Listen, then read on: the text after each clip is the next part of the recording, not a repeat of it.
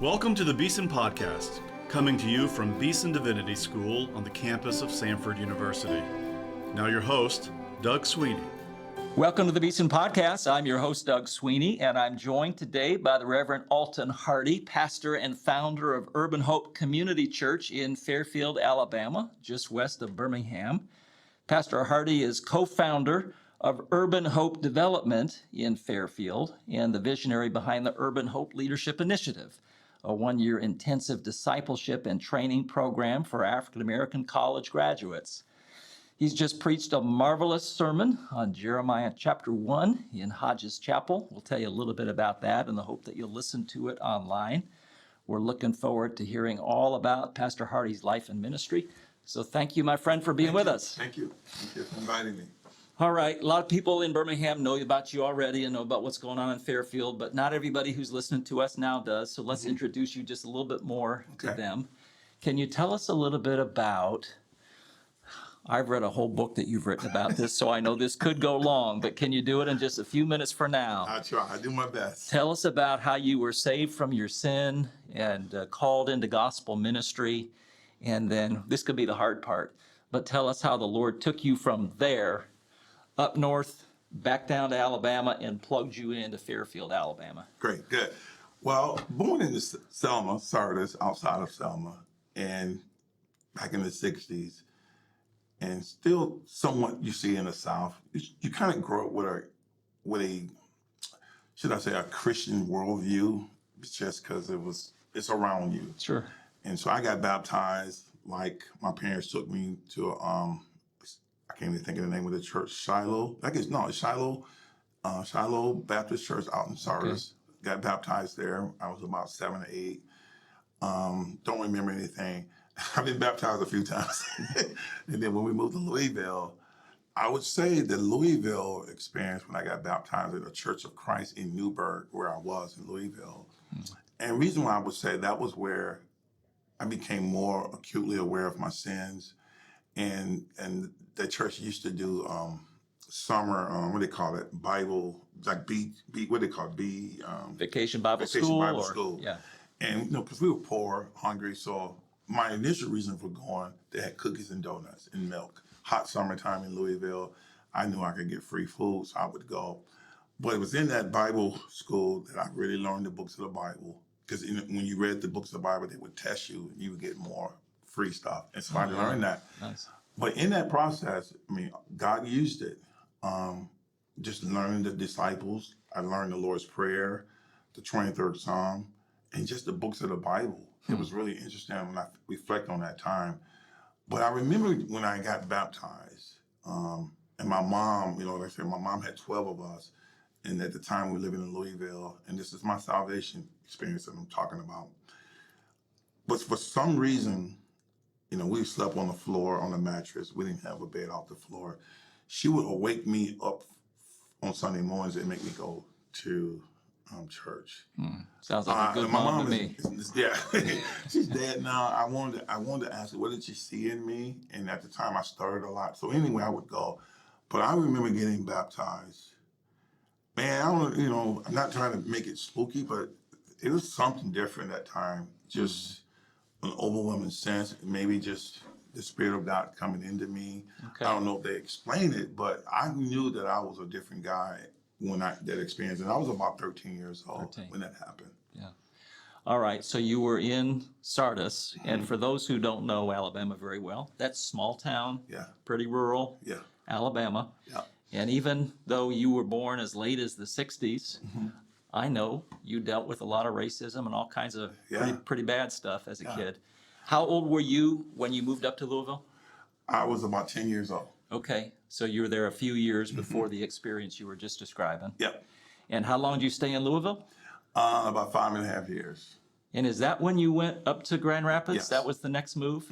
So you were late teens? I was about 15 years old. 15. Yeah. All right. I moved on my sophomore year. Had started school in Louisville. I was playing on the basketball team. My mom had a heart attack, and it was about 6 or 7 of us still living at home with her. And so she couldn't take care of us anymore. And so she said, Alton, you got the choice to either Well, she basically wanted me to go back to Sardis to stay with my dad. And I said, I'm not going back to Sardis. I'm not going back to Selma. I would run away first. And I had a sister that lived in Grand Rapids at the time. I said, can I go stay with her? She was about 4 years older than me. And so that's how I got to Grand Rapids, Michigan. I went and stayed with my sister, Tony. Okay. So how does a kid going through all that stuff sense that the Lord's doing something special in your life? I mean, how you get from there to feeling pretty sure God's calling you into pastoral ministry? Yeah, so having that time back in Louisville, I had developed somewhat of at least saying the Lord's Prayer, a prayer life, talking to the Lord about, even though I didn't have anyone discipling me, but I did develop a prayer life. So I go to Grand Rapids. Long story short, because you read the book, had a situation there where it snows a lot in Grand Rapids. I got a lot of snow there right now. And it was somewhat, the house was somewhat, long story short, was an abandonment, and I was living there by myself, playing basketball. I've always been good at basketball. So, and through that, God provided another family for me, even to this very day. They're like my adopted family. There was I don't never call her first name, but she's like my mom, adopted mom. And they were Seventh-day Adventists. So my senior year of high school, I'm moving with them and, live in her house. Yeah. So once again, I have to go to church. Yeah, on Saturday. It's Saturday. Yeah. And I get baptized again. Okay. And so, but in that, I'm still reading the Bible. I'm not really understanding a lot of stuff because life is just moving fast. I go off to junior college, up at Alpena. I think it was at Alpena because it was a city where there were hardly any blacks, only except the basketball team. And I think back to that stuff now, getting old, you just start to see God's hand. But I remember a lot of the basketball players because, you're in college, you try to do some more sinful things. But for some reason, I had a limit. I don't know where my sin would. I would just go too far and say, I'm not doing that, whatever the case. And a lot of the guys on the basketball team said, man, are you going to be a preacher? Like, I'm sinning, but I'm sinning with a seatbelt on. And so I think that started something in me. Like, why does everyone keep calling me a preacher? I stuttered. I didn't talk that well, but there was something about my countenance that did give off it was funny when the basketball players were like, we're going to go do girl type stuff. Don't bring Alton. Because he would, I guess, be a little too righteous. For a little righteous for messing with their sin life. So that started something in me about, even though I hadn't been discipled yet, I just had this kind of sense that there was God's favor was on me, even though I didn't quite understand it. When I come back from college, get married, that didn't go well. Had my first child, but in the process of my wife being pregnant, that's when I had kind of fallen away. I don't want to say fallen away. I just wasn't in church. I wasn't going. Still reading, but even when I was with my first wife, I had this story. People said, why'd you get married so fast? Because we were living together, but I couldn't do it. I was like, this is not right. What's wrong with just living together like most people do today if you're not? But I had this kind of sense like, this is not holy. There's something wrong about this. We need to get married or I need to move back out because I can't do this. And so after about dating her for like 4 months, I got married. And really what was really driving that is because I had just a sense of uneasiness, kind of doing this kind of shack up living style. But even in that, now I look back at it, God was drawing me because I had a sense that this was not according to the blueprint. And it only increased from there. We get married, have our first child, and God was just warning me. And eventually he won over. And by the time my son was born, I'll never forget Dr. Sweeney. I went to church and it was like I was this is where, because what happened with this salvation kind of experience was just for the first time, because I was having my first child, I was having what I call, I got my fatherlessness in my first marriage just showed up. I saw how broken I was. I didn't know how to do anything. I was so scared of my shadow. I stuttered. I just had no confidence. I didn't have any masculinity traits other than just the look of a man, but internally I wasn't.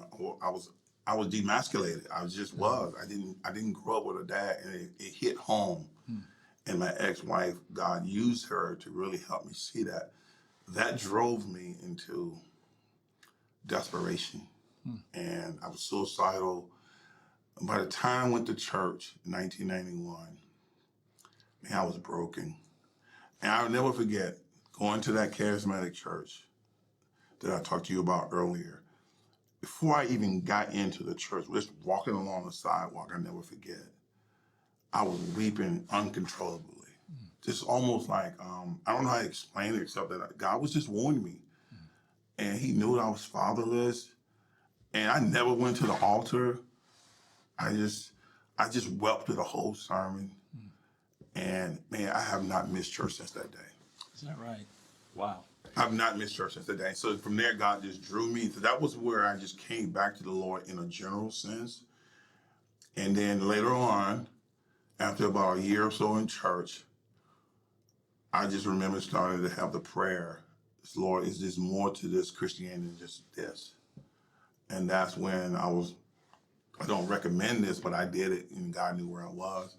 I just remember I was praying one morning, I said, Lord, show me what I'm supposed to do. I was really on this purpose thing, like, why am I here? What am I supposed to do?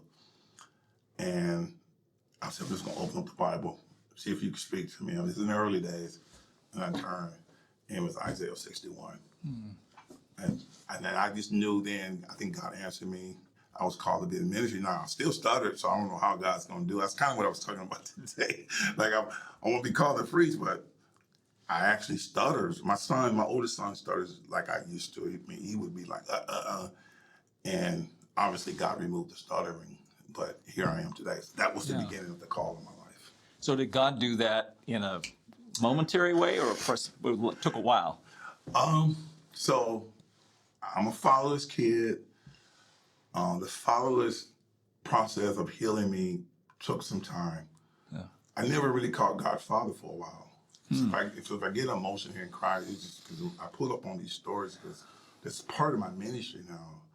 I don't think we really understand the impact of fatherlessness. I think if you haven't experienced it, it's hard to explain. It's spiritual. That's all I can tell you.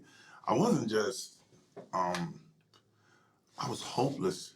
I didn't know who I was. That individual is a very important individual in the blueprint of creative God's order. That's right. And I don't think people really understand that aspect of it. So I would call God. Father was too intimate.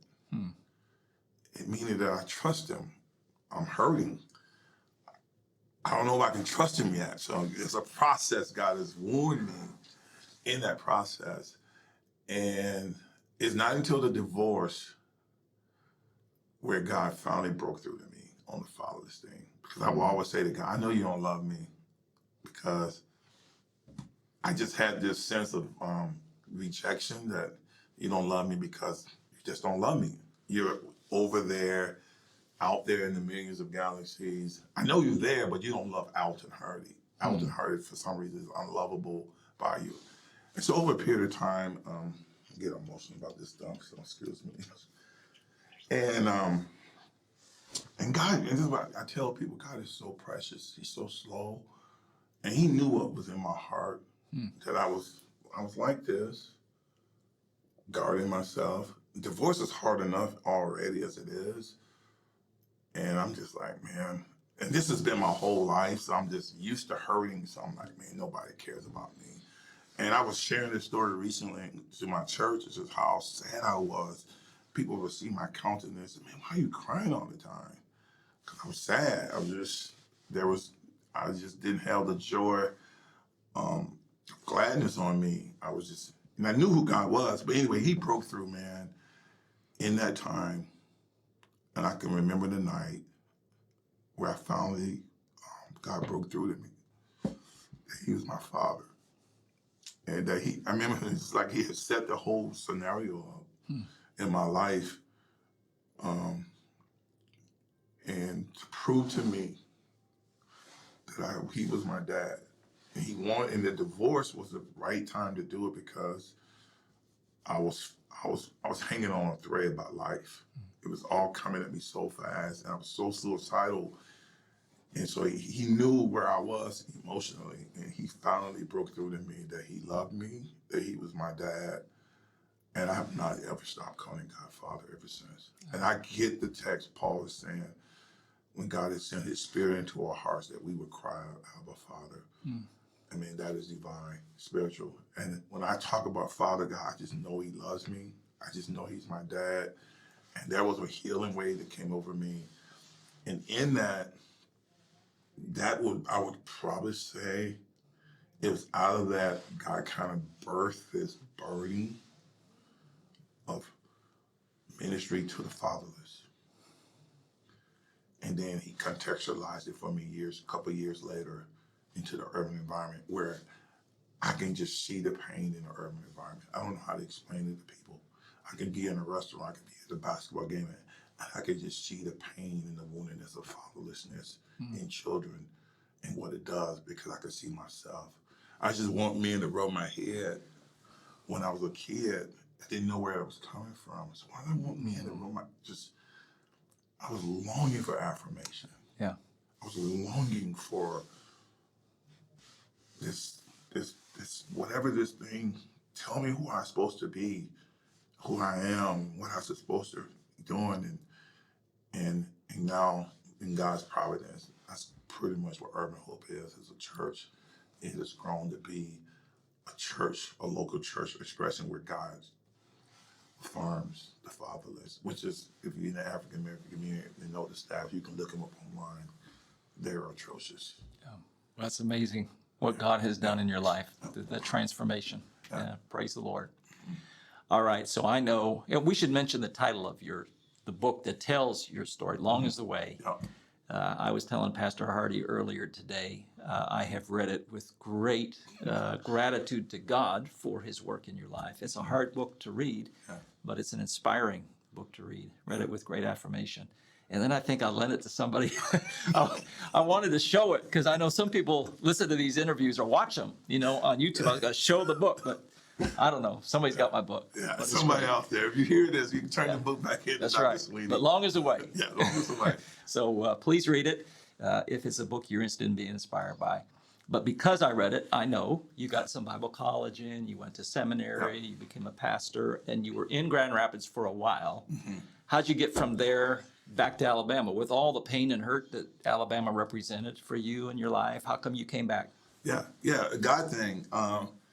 I never, me and my wife I never had any desire to leave Grand Rapids. I was pastoring there.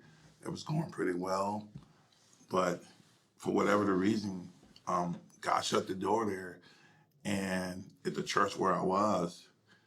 And people wanted me to plant another church. And I said, I don't know. I didn't really know. And I went through what you call a dark night of the soul, about a year and a half, just trying to figure out, where was I? Should I start a church?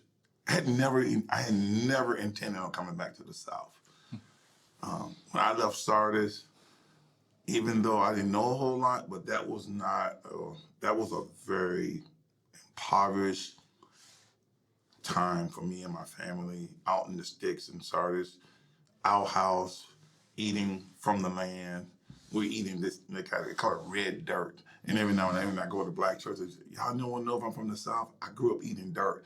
And the old black women say, oh, you from the South now. You talk about eating dirt. Now, if you're up north, you're hearing this from California, you're like, what in the world? That can't be real. Humans are eating dirt? Yes. People in Mississippi, Louisiana, they know what I'm talking about. And that dirt was good. My mom would make cookies out of it. Call them dirt cookies. It was really crazy. And so I never had any intentions of coming back here. But now, being almost 60, I can see God's hand in it, that he wanted me back. It was all the time together from 1977 and 2012, I moved back. And I remember when Urban Hope Community Church started to really hit his cylinder, start hitting all cylinders were open. It was 40 years. So it's almost like this is a story written by God himself for me personally. So I would say God brought me back to the South, and here in Birmingham in particular, because all the stuff that you read about in the book. I didn't ask for the stories. I didn't ask for all those racial stories that happened to me, not only in Sardis with my whole family, then in Louisville, being spat upon, walking to school. I'll never forget the guy said, come into the car. I'm so naive, I don't know. And the guy just spit all over me. I was coming from Moore High School, walking alongside the highway. I went home and told my mom, I don't remember what she said. And that happened to me twice in Louisville. And then I moved to Grand Rapids, it happened twice. And then some of the other stories, getting beat up, working at companies, just got along these racial stories. So here's a funny thing I can share with you. When the last company that I talk about in my book, where the guy stood over me and fired me from the company, the PCA company logo, I went to the charismatic church where I was connected to, that I talked to you about that earlier meeting with our group this morning, and which they do prophecies and things of that nature. Mm-hmm. So church about 2,000, and say, hey, young man, come here. This is like a couple, maybe a month and a half after what happened at the company, where the guy fired me, stood over me, called me the word. I begged him for my job. I'm crying like a baby, newborn baby. I'm well and I'm skinny. I'm not as big as I am now. I'm married to my ex-wife. I mean, Doc, I'm just hurting. And this guy's just, I mean, he's laying into me. He doesn't like blacks. And it's in Grand Rapids, Michigan. People hear this story, it's like, this can't be Grand Rapids, Michigan. I said, yes, it was. Yeah. So, as somebody who's lived most of his life in the North, I'm here to tell you there's just as much racism in the North as there is in Alabama. And, but showing how real God is, you know, wherever people's theological framework when it comes to prophecy has been real in my life. You know, there's been some bad ones, but there's also been some really bullseye.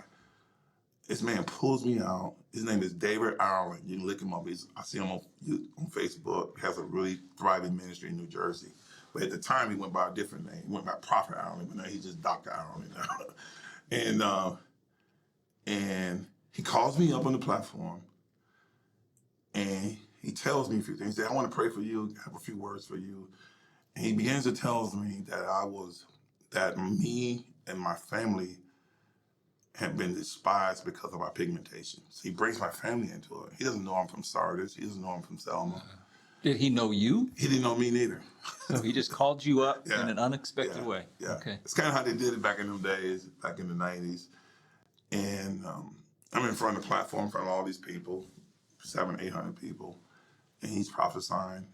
He says, you've been despised because of your racial pigmentation. He used the word racial pigmentation and ethnicity at the New Jersey accent. I'll never forget it. And he says, but Alton, he says this to me, he says, but you've been wounded. He said, racism has wounded you. And then he says to me, he said, but God tells me that you are, he says, but you want to be healed. And he says, you want to be healed. And he says, you will be, and you will be a reconciler. And you will be. And then he says, and he ends it this way. He said, and the people who have despised you because of your pigmentation, ethnicity, they will become your friends. And you will see. Amen. Something like that. Well, That's right. Turns out he was right. Yeah.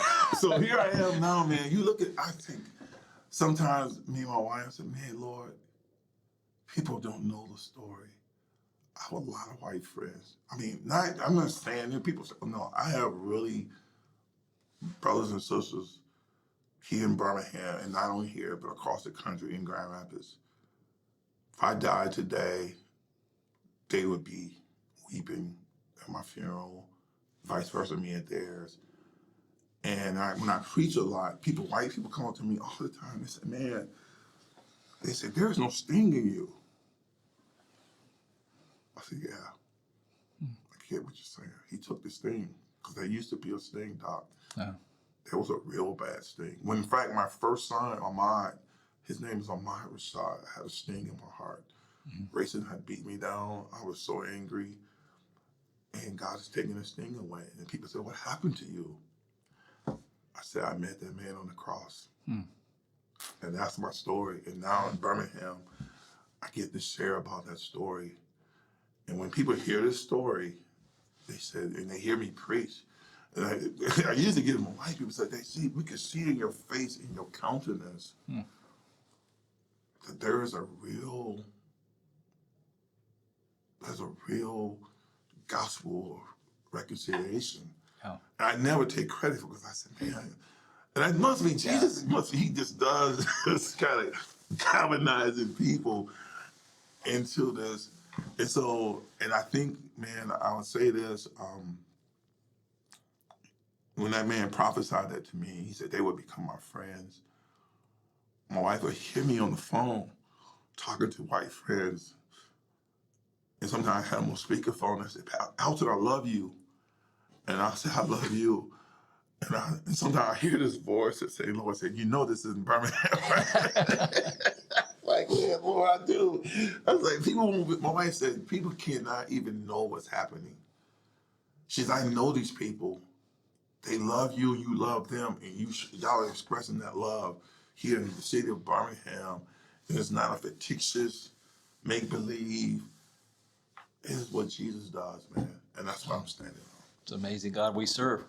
It's the kind of thing he does. Yeah, that's why I love Jesus so much. And I'm fighting for that gospel right now because I think our country, there's a fatigue where the gospel has the power to reconcile Jew and Gentile. Yeah. And I feel like the Lord's really, as I'm in this kind of, he's given a bigger platform, even with this starting today.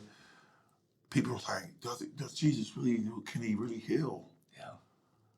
There's a lot of people with a lot of sting in them these days. Yes. Yeah.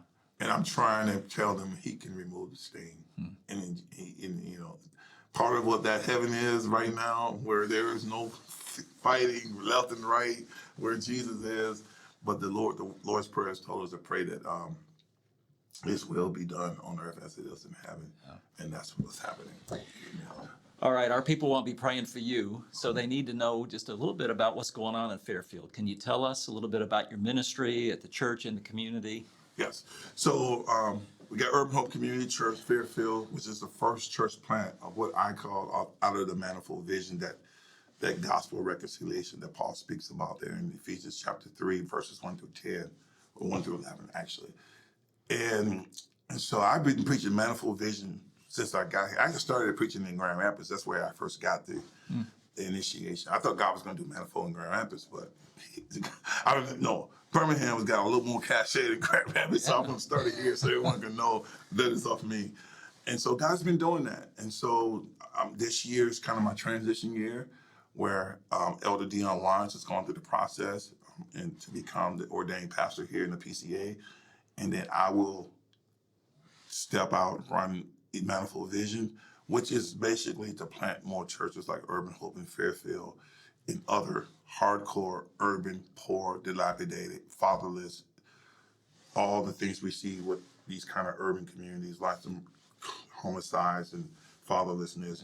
Yeah. And what kind of churches do you mean? I mean, I've been to your church. I've got a feel for it. But for people who haven't, what kind of churches you want to plant? Gospel with young people. I mean, we're young.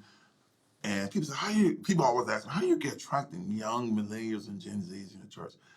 I don't know. It's part of the movement. So black and white, the multi-ethnic, we don't talk about that, but that is, obviously, is a lot more black, indigenous from Fairfield all over. And they're getting married.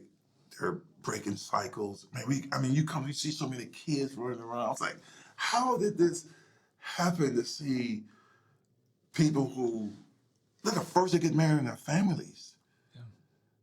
One guy, he had never been to a wedding until he came to Urban Hope. Is that right? And he's 26 this day. I've never been to a wedding, never seen it. Dad has 12 kids by 12 different women. This is kind of some of the things we're seeing. So God is healing young men and women. They're getting married, they're working jobs, they're buying houses, they're selling it down. The Jeremiah reality is really happening, and God is building whole new communities there in Fairfield, and people are seeing moms push their baby strollers on the hot summer day. It's, by the way, the weirdest thing. Yeah, it's a beautiful thing to see. It's like a Homewood in Fairfield. How about it? And so God is being faithful in that. we believe one of the promises God gave, he says, I'm going to start it in Fairfield, and then I'm going to take it all around Birmingham and these other communities like Bessemer, Eastlake, Titusville, and then move it out to other hardcore inner cities across America. I'm calling that movement the manifold vision of God, and where it will involve no government, because we have the government that we need, the one that Jesus runs. And we are buying up houses in Fairfield, putting married couples in them. We have young men and women. We got 6 weddings this summer alone. Wow. Between the ages of 22 to 29. And many of them, first time they get married in their families. And all real weddings that we'll perform at Urban Hope and somewhere around Urban Hope. And we believe that's calling what God is doing. Starting in Fairfield is the goal, which is the promise the Lord gave me. Because I was burdened by inner city and what I've seen. How do you address the fatherless epidemic sweeping our country? And how many stats can we read in the prison, the schools, to just say, well, how do you fix it? Yeah. That's the answer I've been. How do you fix that?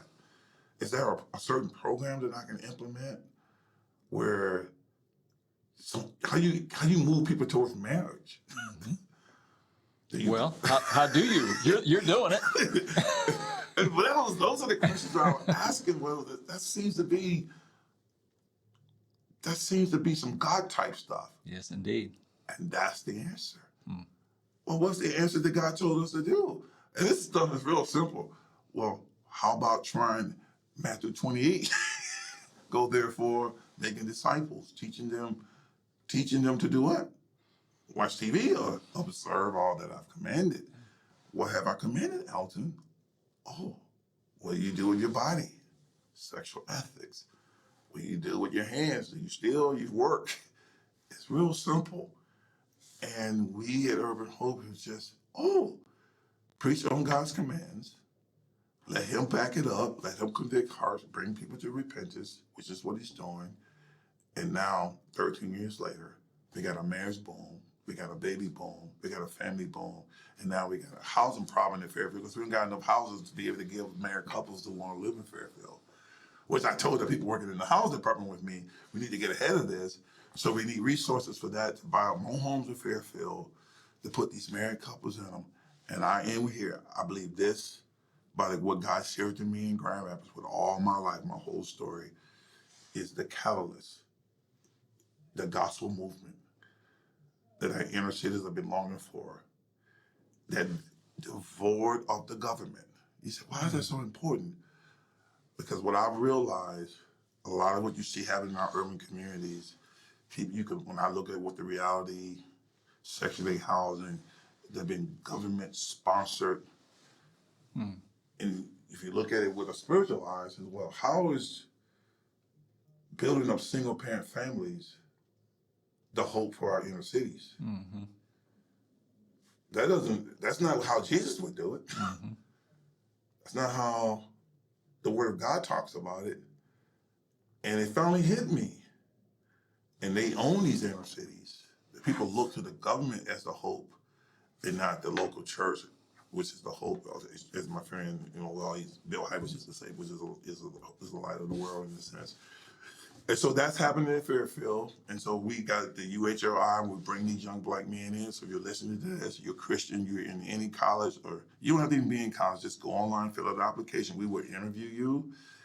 We're building a waiting list. And from 21 to 26 years of age. How do they find you online? UHLI.org. Okay. UHLI.org. And you got the application and everything. It's got its own website. And hopefully we'll interview you. And we're going to take the best guys, because these guys are becoming what I call frontline soldiers in the urban church planting that will happen, where they can, because we download into them what's really happening, and their lives are being transformed. That's where a lot of these weddings are coming from, by the way, because they see it. Once they see it, it's, you can't go back. It's hard to even find a church to go back to. It's like, where you going to go and find this kind of information? And then we have the grocery store that's opening back up. It was called Carver Jones Market. Now it would be called Gary Gary Avenue Market grocery store. And the difference between this, we have a meat market. So when it opens back up, if you're around Birmingham area, you want to come to it, please shop. You can also order free steak, not free, but steaks, chicken, and anything else you can get. Get everything you need. Yeah, yep. Yeah. So all this is happening. And we want to encourage our listeners, by the way, even who don't live in Fairfield, to come shop there. Go shop at this grocery store. Make it a success. You know what? Here's the thing. People ask me, and this is glad you're giving me this platform. People say, where are you as a pastor involved in grocery store business? First of all, I'm not running a grocery store. We own the whole building. The up top is where the young men live, the fellows program. Downstairs, we have the space. But if you've ever been in a dilapidated urban community, well, how do you bring commerce to it? And why can't, if we planted the church, people are moving in, so now we have families that want to shop there. We can always go to Hueytown. We can always go outside the Fairfield. But would it look better if God provided a grocery store and then we shop there? It helps our tax base. It helps the city. And guess what? The church becomes, and this is what people are saying, how is a church becoming a mechanism of spurring on what some would say prosperity, if you want to call it that, or shalom, or healthiness, because you got more families now. Because what marriage race does, you could see that there's kind of like what they call redemption and lift. There's just a kind of a lift out of poverty, a lift into when you start to obey God and according to His commandments. There's a healthiness to that. Mm-hmm. And so I've gotten beat up. I'm like, why are you getting involved with the grocery store? Well, if I went to Haiti or some really poor, dilapidated country, and all I did was just do a church plant, and I just closed my ears to anything else God wanted to do, I don't know if that would be somewhat. Might seem a little lopsided. So to my brothers and sisters, Pastor Hardy is not running the grocery store.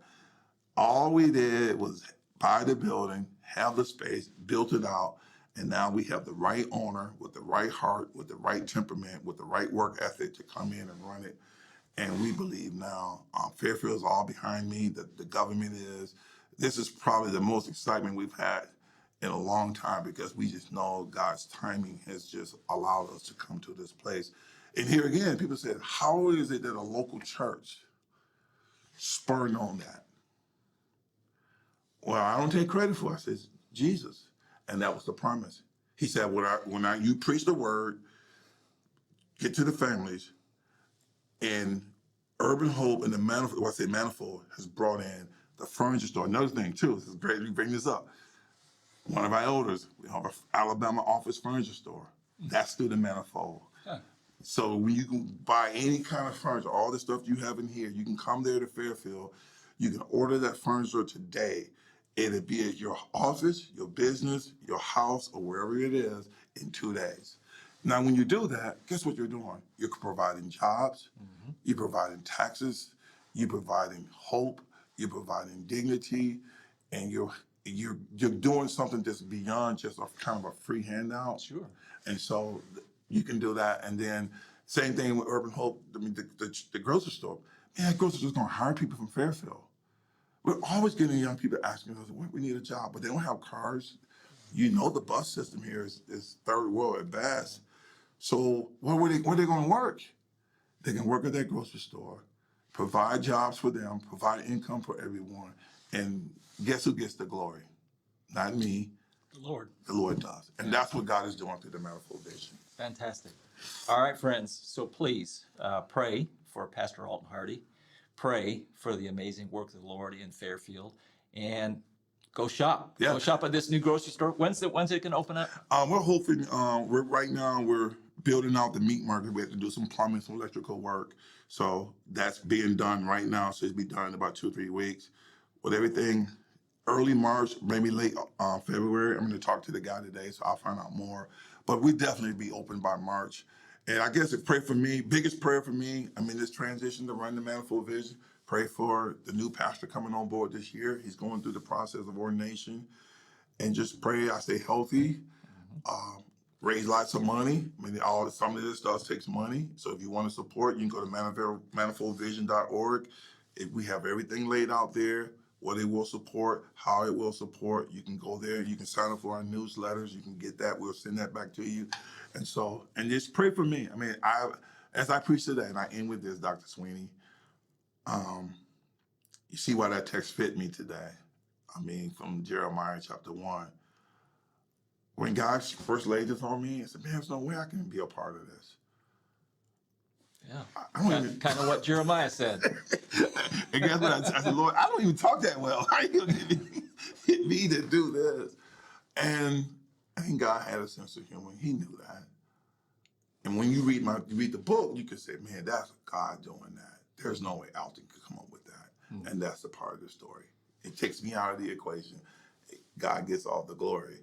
Because there was no way a kid from Sardis, now in Fairfield, being on these levels with all that God is doing, he gets the glory. So that's the story. Thanks be to God. Listeners, this has been Pastor Alton Hardy, a dear friend, doing marvelous work in Fairfield, pastoring, community building, about to be used by the Lord to spread the ministry far and wide. Please do pray for him. We're going to provide you a link to the sermon he preached today on Jeremiah chapter 1. It is super edifying. Please click and listen to the sermon as well. Remember that we love you and we are also praying for you. May God bless you. We say goodbye for now. You've been listening to the Beeson Podcast, coming to you from the campus of Samford University. Our theme music is by Advent Birmingham. Our announcer is Mark Janolette. Our engineer is Rob Willis. Our producer is Neil Embry. And our show host is Doug Sweeney. For more episodes and to subscribe, visit beesondivinity.com/podcast. You can also find the Beeson Podcast on iTunes, YouTube, and Spotify.